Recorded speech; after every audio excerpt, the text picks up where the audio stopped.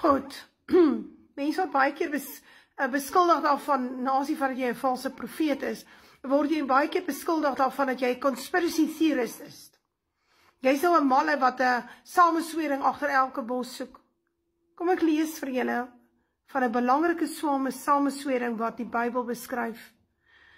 Mens lees hom in Matteus 28, kyk hier van vers 11 af, dis na Jesus se dood, sy kruisiging, sy opstanding, en toe die graf nou leeg is, toe is daar natuurlik 'n groot probleem. So luister mooi, en terwyl hulle op weg was, kom daar sommige van die wag in die stad en vertel die owerpriesters alles wat gebeur het. Hulle vertel die kerk, né?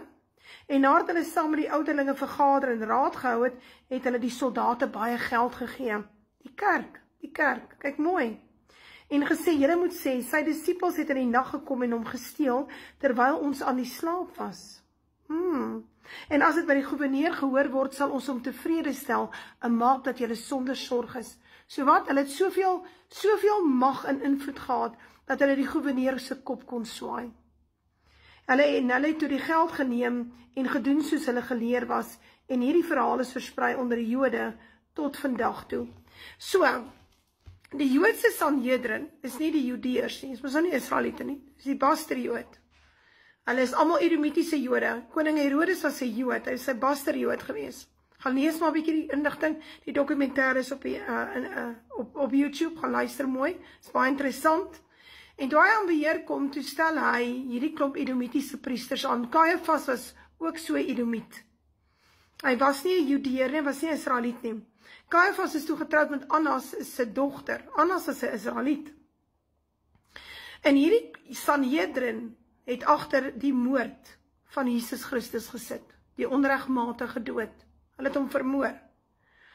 En toe hulle nou sien daar's 'n probleem, toe het hulle 'n sameswering gaan maak om 'n leuen te vertel wat vandag nog vertel word die wêreldwyd. En hierdie probleem is 'n ding wat ons in die kerke kry, is dat die kerke agter die gemors sit in 'n land. Dit wat goed is, kom ook uit die kerk uit, maar in baie gevalle, gaan kyk, in 99,9% van die gevalle, sal dit wat sleg is ook uit die kerk uitkom. Waar die herders veronderstel is om die volk te lei, en hulle te beskerm, en die skape op te pas, het hulle ons oorgegee aan die wolwe. Hulle loop agter die ANC regering aan soos 'n klomp hondjies. Hulle lek hulle skoene vir hulle blink. Hulle staan met die EFF hand om die blaas, ou maat. En ons sit in die kerke, skrik wakker volk, begin wakker word.